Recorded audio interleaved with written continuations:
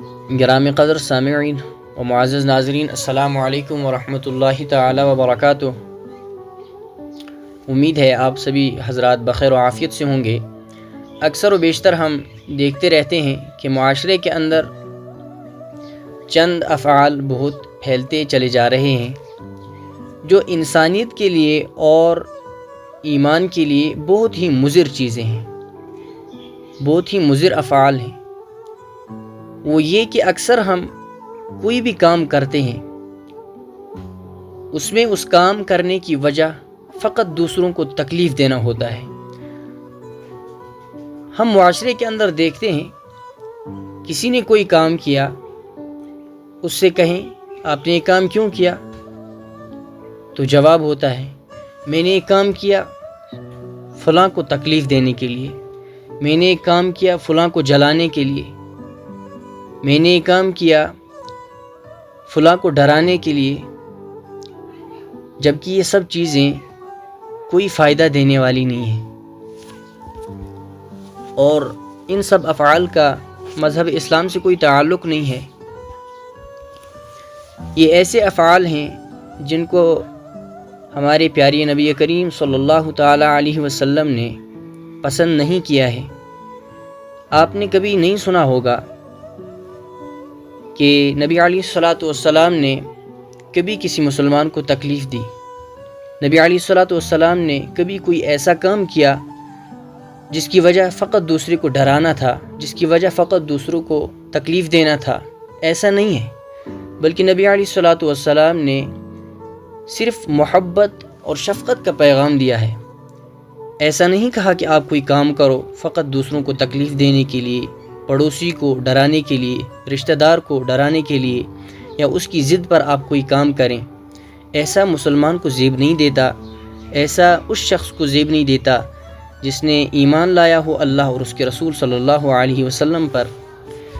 بدقسمتی کی وجہ یہ ہے کہ ہم اکثر دیکھتے ہیں دور حاضر میں یہ چند افعال ہیں جو زیادہ پھیلتے چلے جا رہے ہیں، لیکن ان پر کوئی بات نہیں کرتا، کیونکہ اس کی طرف کسی کا دھیان جاتا ہی نہیں ہے۔ کوئی دھوکہ دے رہا ہے، کیونکہ دھوکہ تو عام ہو گیا ہے، جھوٹ بولنا عام ہو گیا ہے، ایک دوسری کی ضد پر اٹک جانا یہ عام ہو گیا ہے، اس لیے اس پر کوئی بات نہیں کرتا۔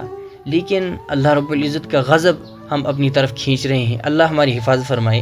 قرآن کریم میں ارشاد ہے وَيْلٌ لِكُلِّ هُمَزَةٍ لُمَزَةٍ، ویل ہے ہر اس بندے کے لیے جو عیب گو ہو۔ اور عیب جو ہے یہ دو بیماریاں ہیں، ایک عیب تلاش کرنا، دوسرا کسی کی غلطی کا پتہ چل جائے تو لوگوں میں پھیلاتے پھرنا۔ ہم نے کسی کی غلطی دیکھی، کسی سے کوئی خطا ہو گئی تو ہم فوراً جو ہے اس کی اس غلطی کو لوگوں میں عام کر دیتے ہیں، اس کو بدنام کرنے کی کوشش کرتے ہیں، اس کو تکلیف دینے کی کوشش کرتے ہیں، جبکہ یہ اسلام میں جائز نہیں ہے۔ اور اسلام ایذائے مسلم کو حرام فرماتا ہے۔ ایذائے مسلم حرام ہے تو یہ ایذائے مسلم ہے، ہم کسی کو پریشان کر رہے ہیں، کسی سے کوئی خطا ہو گئی اس خطا کی ہم سزا دے رہے ہیں۔ آپ سے یہ خطا کیوں ہو گئی، جبکہ بندہ بشر ہے، اس سے غلطی ہو جائے گی، اس میں عیب بھی ہوتے ہیں، لیکن ہم ان باتوں پر دھیان نہیں دیتے، ہم فوراً اس کو بدنام کرنے کی کوشش کرتے ہیں۔ تو اس کے لیے سزا کیا ہے؟ وَيْلٌ لِكُلِّ هُمَزَةٍ لُمَزَةٍ، ویل ہے ہر اس بندے کے لیے جو عیب گو ہو۔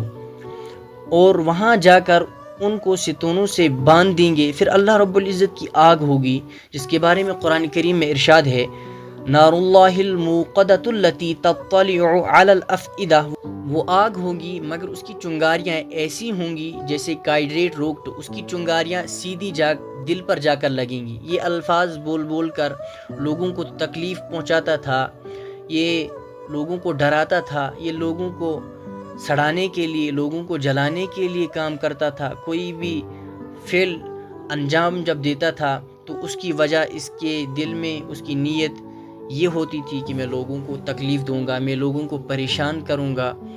تو آج آگ کے ذریعے اس کے دل کو تکلیف پہنچائی جا رہی ہے، اس کے دل کو جلایا جا رہا ہے، جبکہ کہا جاتا ہے کہ وہ چیخے گا، چلائے گا۔ حدیث پاک میں آتا ہے کہ جہنمی اتنا روئیں گے کہ رو رو کر ان کی آوازیں ایسی ہوں گی جیسے دور سے کتے کی بھونکنے کی آواز آتی ہے۔ استغفر اللہ، اللہ ہماری حفاظت فرمائے۔ اب تزکیہ ہو رہا ہے، گرم پانی میں غسل دیتے ہیں نا، یہاں تو آگ میں غسل ملے گا۔ حدیث پاک میں آتا ہے کہ جہنمی جہنم کے اندر اس طرح ہوں گے کہ جس طرح پانی کے اندر سبزی ابل رہی ہوتی ہے۔ اللہ ہماری حفاظت فرمائے۔ دوستو، اس لیے ان افعال کو اپنی زندگی سے دور کریں، ان افعال سے بچیں کہ دوسرے کو ہم تکلیف دیں اور دوسرے کو ہم جلانے کے لیے ہم کوئی کام کریں۔ یہ اسلام کو منظور نہیں ہے، شریعت اسلام میں یہ جائز نہیں ہے۔ اللہ ہماری حفاظت فرمائے اور اللہ رب العزت ہمیں کامل ایمان بنائے اور ہم سب کا خاتمہ ایمان پر فرمائے۔ وآخر دعوانا ان الحمد للہ رب العالمین۔